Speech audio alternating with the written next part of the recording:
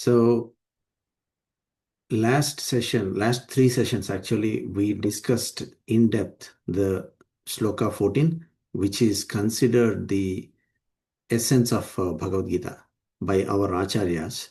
So we covered in depth, and if anybody has missed those three sessions, they are uploaded to our YouTube channel. So you can that's the Pragya Charlotte channel. So we can look at that. So now now we'll move on to the next few slokas. So actually, our acharyas consider the first and second chapters are as the foundational for the entire Bhagavad Gita. So the reason our acharyas focus more on understanding our understanding of these the first two chapters is that we need the foundation strong, right, for any in order to completely understand the rest of the material. So the first two chapters they cover a lot of basics, I mean, particularly second chapter, right? So wherever possible, we will focus on the inner meaning of these slokas. So now, according to our acharyas, right? So whatever is our inner nature is that reflects how we face the situations. In Telugu, there is a saying, Noru manchidaithe, uru manchidaitadi. So that's the saying, right? Like, so however we internally we feel and how we express, that is how the rest of the world reacts to us, right? So that is how our acharyas teach us. And so when we can see the real examples if we read Ramayana. So that Rama, for example, like we all know, right? So right from the childhood, how he behaved, and how the entire Ayodhya reacted to the incidents in Rama's life. When Rama had to leave and go to the forest, the entire Ayodhya became barren. Like everybody started following Rama, and then eventually he had to cheat, and then to move on to the forest when nobody was noticing. I mean that's part of the story. So I mean that is the perfect example of like how the world would react to how we show our according to our behavior, right? So. And same thing with the rishis in ancient times. That's what our acharyas say, is that like when they are in their ashramas, even the most wildest animals would would become very passive, in their presence. So that's what. There is a saying like Yadha vrukshasya sampushpitasya durat gandhovapi, the gandhovati, meaning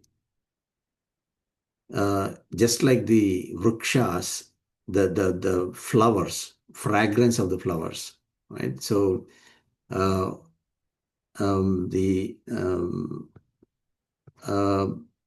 you're able to see the screen, right? The OneNote. I hope I'm sharing the right screen. No, we cannot see. Okay, you're not sharing the. Okay, let me check.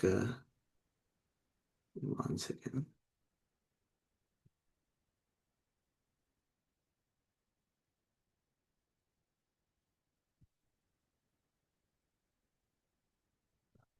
Is it visible or? Yes. Yeah, okay, wonderful. Sorry, thank you. Thanks for clarifying. That's what I could not see that so you're seeing the OneNote, right? The Yeah, OneNote. can see now. Wonderful. Yeah, there was a lag, I think. Yeah. Okay, wonderful. So yadha vrukshasya sampushpitasya durat gandhovati, meaning So the tree, the flowers, the fragrance of the flowers that carries, right? So and we can smell. And similarly, if the odor is there is a bad odor coming out of something, it will. We can feel it. So they just like that, any positive thoughts we have and we express, the entire world reacts positively towards us. And then negative thoughts, obviously, we internally, even the so even if we have negative thoughts, the even God scares us. That's what our Acharyas say. That's what we are going to see in the Bhagavad Gita, or what in the next, Sloka 19, right? So the our just talk about the love towards the God, right? So if we show love towards the God, and that we get the feeling of protection. But if if we are scared inside, and then we have the enmity, then even God will, when God's presence will make us scared. Um, so now to take the example, so who are the greatest Vishnu Bhaktas? Who comes to our mind? It's just a conversation, right? Dhruva. Okay, so that is from the our scriptures, Dhruva, right? So Alvars. scriptures. Who- Ambarisha. okay, so Ambarisha from our history. Sorry, somebody else was saying another. Alvars. Alvars, yeah, Alvars is perfect. It is from more recent times, like not out of the ancient scriptural character, but in a more recent history. Alvars, right? So Alvars, they are Alvar. What does Alvar mean? Does anybody can anybody define what Alvar exactly means, Who or are who are Alvars? involved in, So yeah, they sing the song. they sing the song out of complete love. So they are completely immersed in the love of God, right? So our Acharya says that they are so much deeply immersed in the love of God, that they come out and then they can't hold it inside, and then start singing the praise. Whatever they are feeling, right? That's how the all the Divya Prabandhams, they are all born, right? So, like, out of all the alvars, there is one alvar who is very special. Like, he is considered the big alvar. Who is that? Goda Devi. Goda Devi is an alvar. Yes, that was she was the last alvar. But who is the Periyalvar. big Periyalvar? Perfect. Right. So Periyalvar, the father of Goda Devi, he was considered, out of all the 12 hours, Alvar Alvar itself means the greatest bhakta of Vishnu. And out of all the 12 Alvars, Periyalvar is considered even more special. So that means, there is so much special about him. He's the biggest Alvar. The reason is, we can see some examples, right? So the different Alvars express their love in different ways. Periyalvar's the love towards God was like a mother shows affection towards child, right? A baby. So now, say there is an instance in his life that one instance where Periyalvar was being like respected, like, what do you call, he was being carried in a procession by the king, where to respect him, right? To, what do you call, uh, um, some kind of coronation ceremony, because he talked about the tattvam, the the so the Perumal came from Vaikuntham with his parivaram, and he was in the sky, right? So, and then he was kind of, see, when you see God really, like if you feel, people would completely get mesmerized, and then okay, different people would react differently. I mean, that doesn't happen in every day, but it's very surprising how Periyalvar reacted, right? What did Periyalvar do? Does anybody, can anybody, when he saw, when the king was carrying him in a procession, and when Periyalvar saw, Started praying, asking to go away because he thinks that there may be a yes, yeah, bad I, evil eye. exactly, evil eye, yeah, to what the evil eye of the people. So he was so scared. Instead of like saying, "Oh, God came," and instead of asking him to protect everybody, he started protecting the God himself, right? He started taking the drishti out of the evil eye of people.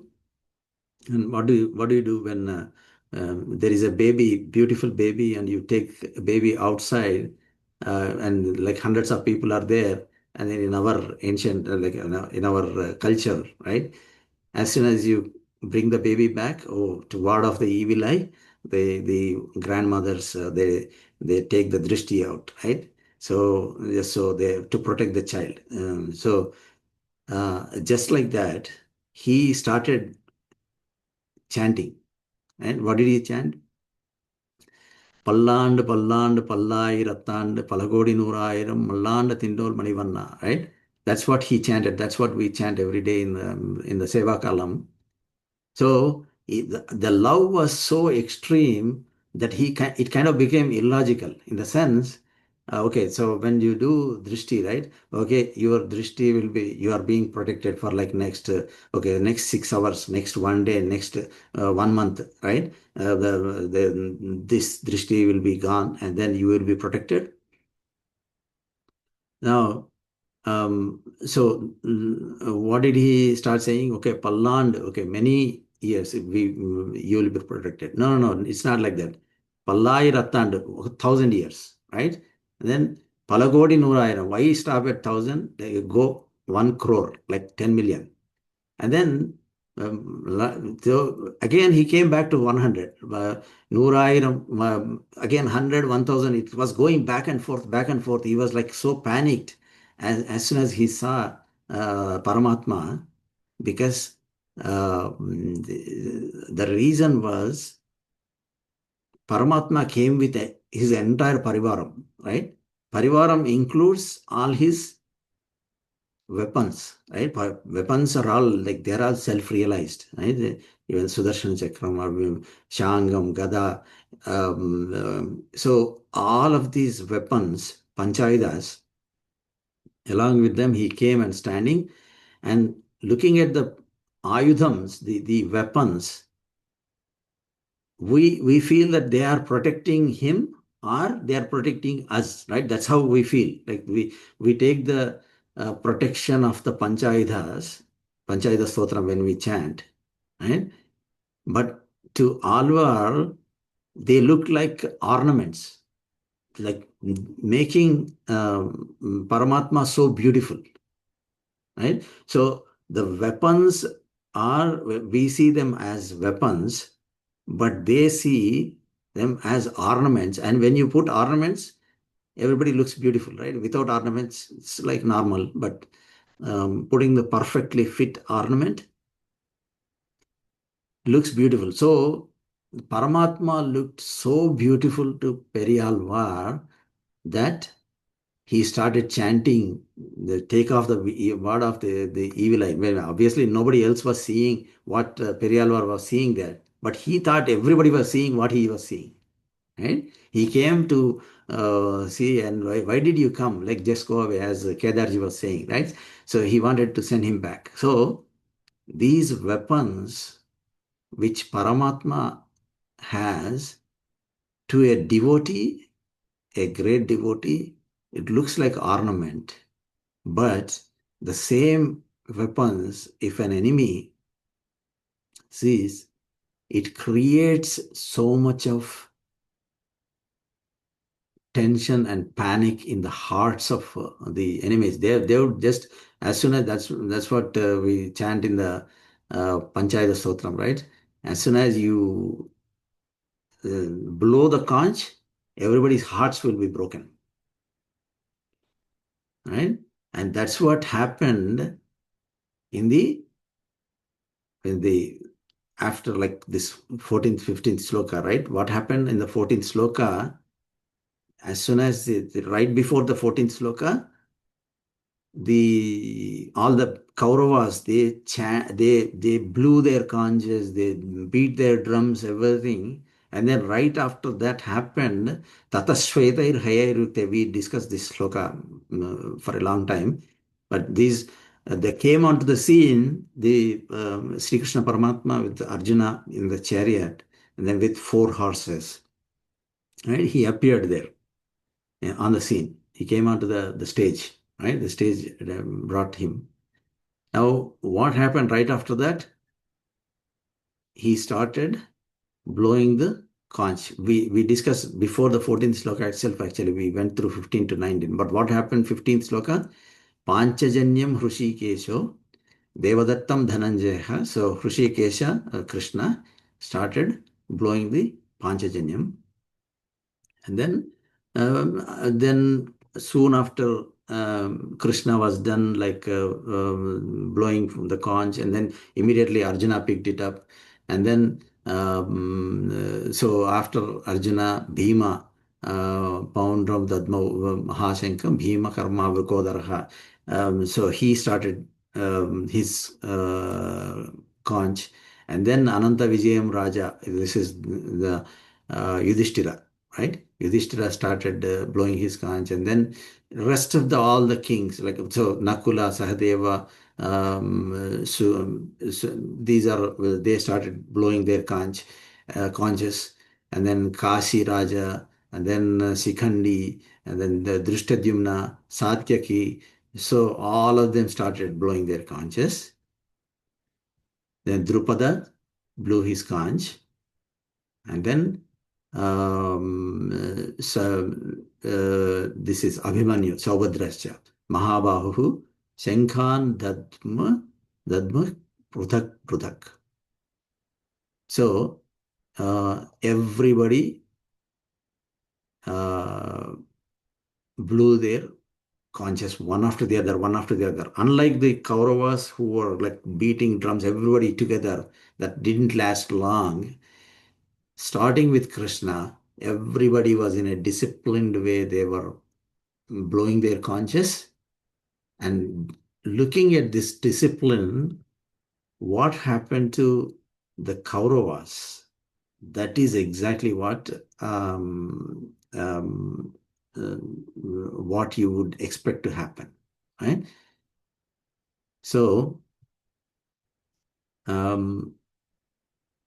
here, Saghosho Dhartarashtranam Hrudayani Vedarayat Nabhascha Prudhivinchaiva Tumulopyanadhayan. Right? So what is Sanjaya telling? Sanjaya is giving a decision. He is declaring to Dhritarashtra, Saghosho Dhartarashtranam. So that huge resonance has caused what? Tumulopi, though identical, Anunadayan, it was reverberating along the entire earth. Prudhivin, Nabhaha, sky. So both sky and earth were reverberating. That the sound was reverberating between sky and the earth. And it, Hrudayani Vyadarayat, it kind of made their hearts kind of into multiple pieces. It pierced their hearts, and who? Dhartarashtranam, all of your sons. Dhritarashtra. So here Sanjaya is giving a verdict to Dhritarashtra even before the start of Bhagavad Gita. He is saying, your children have lost this war, okay? There's no point in continuing anymore. Their hearts are broken. So because of the weapon that which is, of course, Shankam is it is a kind of weapon, right? So we consider only Sudarshana Chakra or Gada or Shangam or Nandakam. We consider the sword. Nandakam is the sword, Kaumudaki is the Gada, and then Shangam is the Banam, and then so these five Panchaydas, out of them, Conch is the one which is indirect weapon. Not it kind of breaks the psyche. I mean, mentally kind of even before the war starts, it kind of defeats the enemy, right? So that is what happens. The great devotees like Alvars and Acharyas, they see the weapons as ornaments, and those ornaments, and everybody else looks at them like weapons, and people on the side of Pandavas, they feel that these weapons protect them, whereas the enemies on the Kaurava side who are against the Dharma, it completely defeats them right before the war started. So that's the essence here that we take. But so even though Sanjaya gave this verdict, did Dhritarashtra listen? No, obviously we know, right? It continues from here. So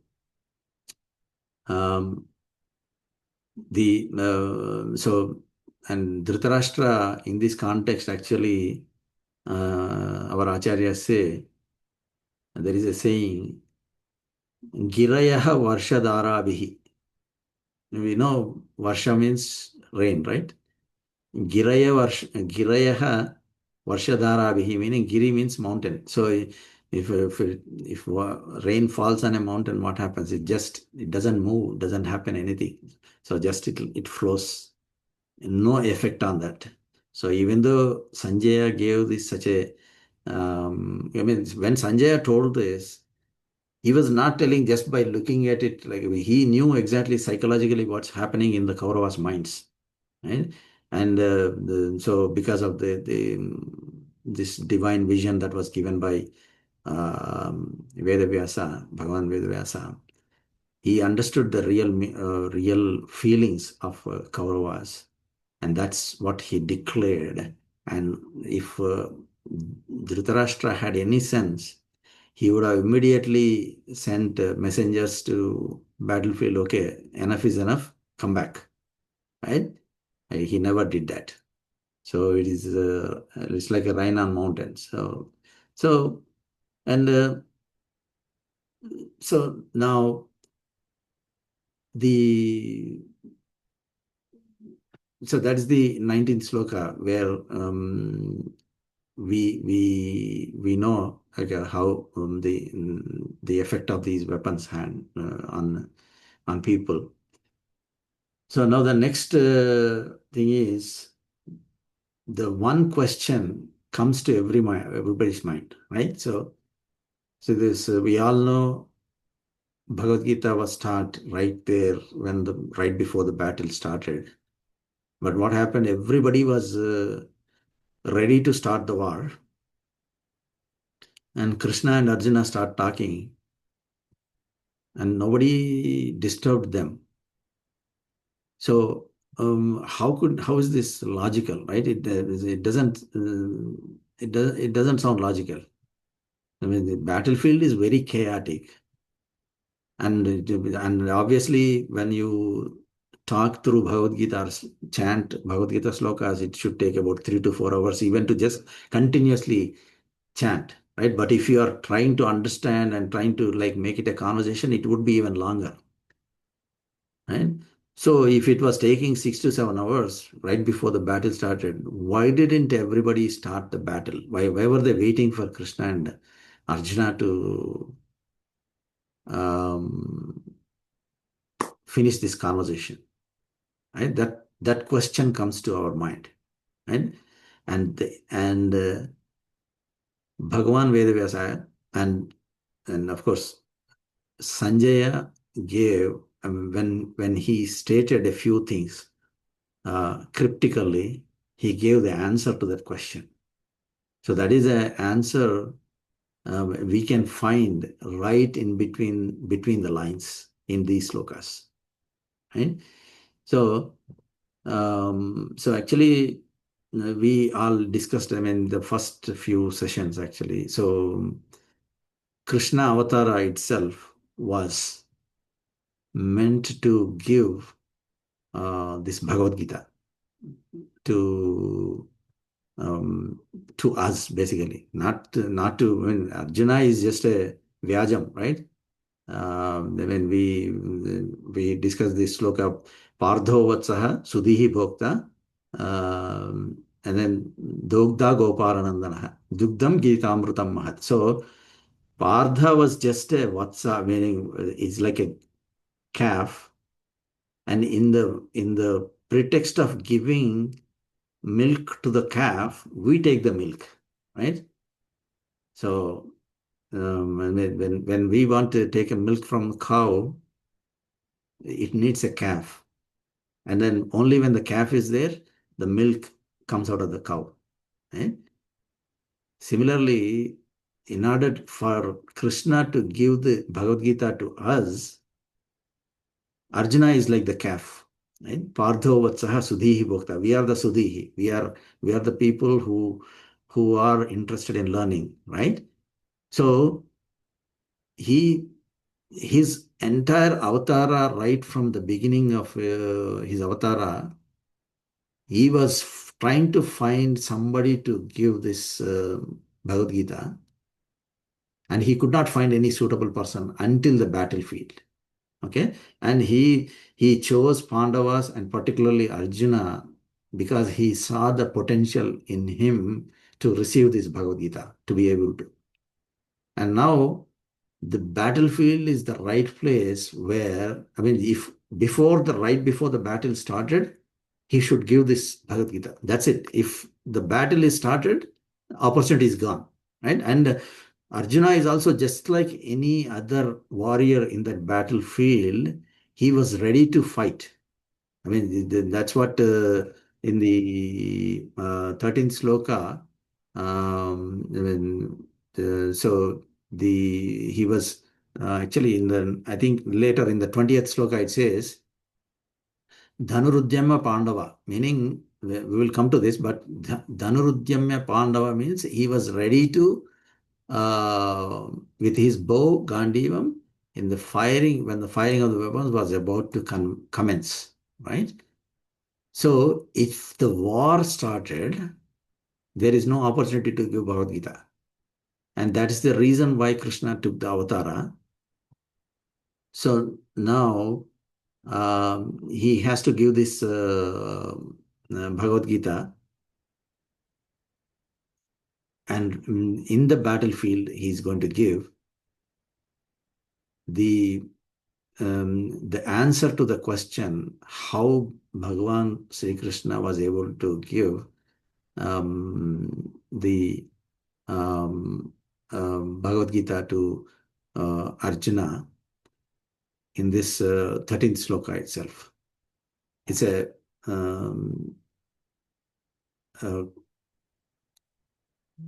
so not 13th sloka, I think, it's in the 15th sloka. So what does it say? Panchajanyam Hrushikesho Devadattam Dhananjaya Poundram Dadmo Mahashankham Bhimakarma Vrukodaraha. So here Krishna is being described as Hrushikesha, right? So what does Hrushikesha mean? Right? That's the question. So Hrushikas mean Hrushika plus Isha. Isha means controller. We all know that, right? So controller of Hrushikas. Okay, what are Hrushikas? There is the definition of Hrushika is Hrushyate Harshayati. Let me write down this. This is very important actually.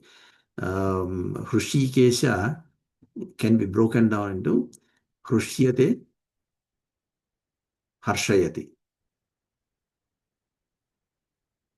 Meaning, so Hrushyate means it enjoys and it lets you enjoy. So, what are the things that let us enjoy? And what are the parts of our body that make us enjoy? Right? So they are none other than our indriyas, okay, our sensory organs.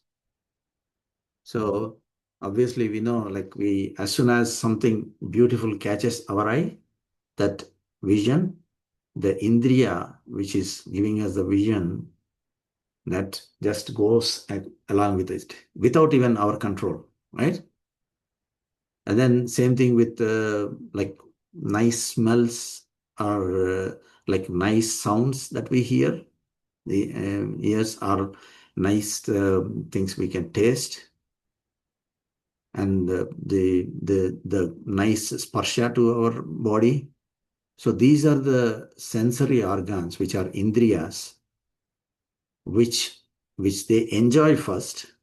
And that's the meaning which our Acharyas give. The Indriyas, first they enjoy and then they carry the message to their owner, right?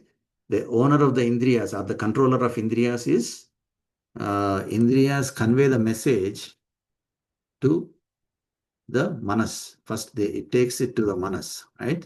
Manas is the kind of the controller of the Indriyas. If you consider Indriyas like the horses, like the 5 horses, right?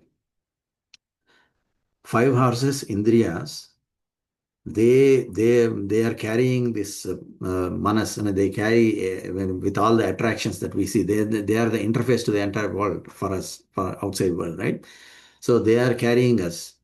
They're carrying the manas first, and then manas decides which one, whether we want to follow the indriya or not. And then the manas also, if it gets instructions from, we discussed this before, like in the last session. What's next after manas? Like it's one of the 25 elements that we discussed in the last session. It is the buddhi, right? So the owner of manas is buddhi. Actually, buddhi should be controlling manas, right? So, and buddhi knows what is right and what is wrong. And so buddhi tells manas, okay, you can do this or not. So, and then through buddhi, it goes back to the jiva. This is the whole process, workflow, end to end. Right? So these indriyas being controlled by manas, and then which is controlled by buddhi and by jiva, and we think that eventually we are the controller of the indriyas, right? We are the Hrushika Ishas.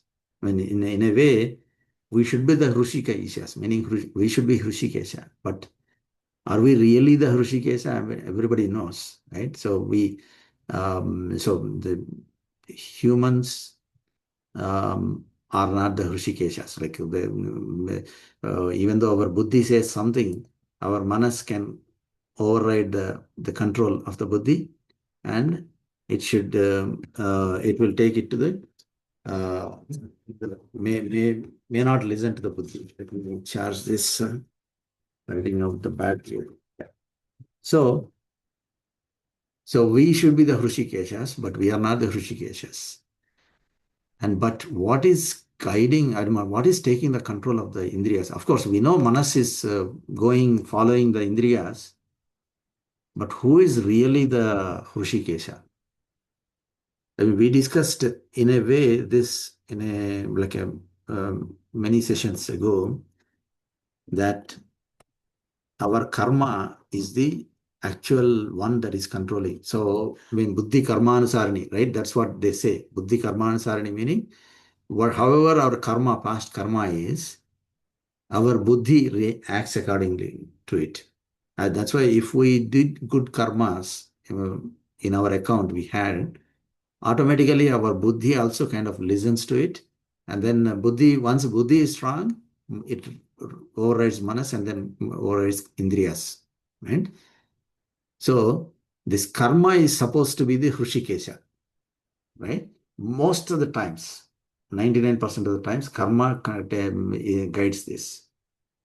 But actually, when our Acharyas say Paramatma, Sri Krishna is the Hrishikesha, because if we surrender our indriyas to Paramatma, then regardless of the karma, the control, if we are giving the control, or if we are letting Paramatma to control our indriyas, truly, he can override the karma and he will become the Hrishikesha. So, meaning he will guide us in the right direction, right? We do the right things with our indriyas. So this is all the science behind how these how these indriyas are controlled. I mean, if we understand really, I mean, if we understand how our body reacts to things, then we can control, right? I mean, if we know, okay, so our sugars, diabetes, or sugar is high in the body. I mean, if we can take a test and if we truly understand which material we are eating is causing the carbohydrates or whatever is causing the sugar highs, then we control it. And this is all nothing but science. I mean, if we truly understand how the indriyas and manas and buddhi and jiva, they are all going in that direction.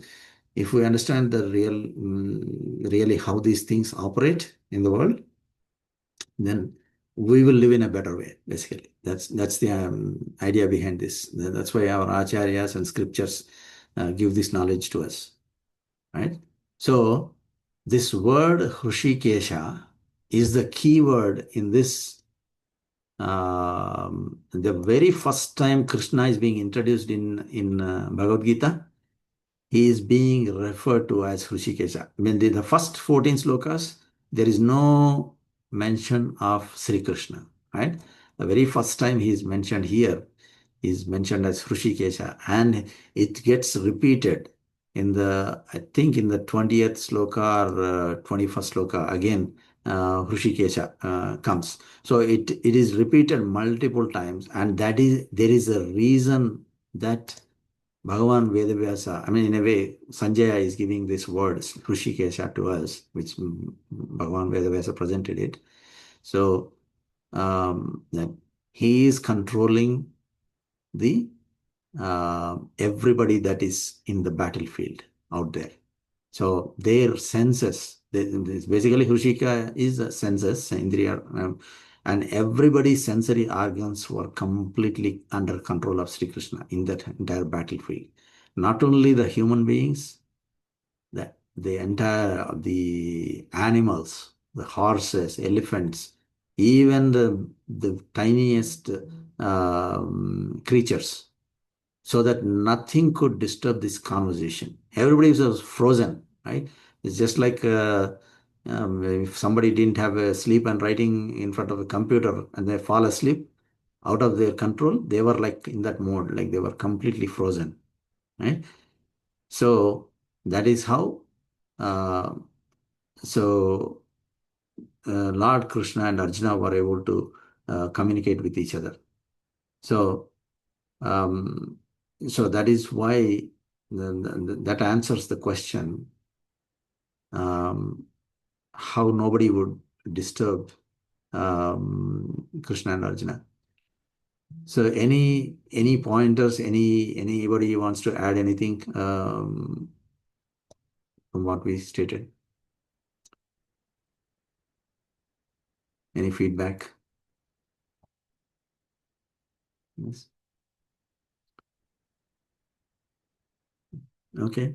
So yeah, I think so. We'll wrap up for today.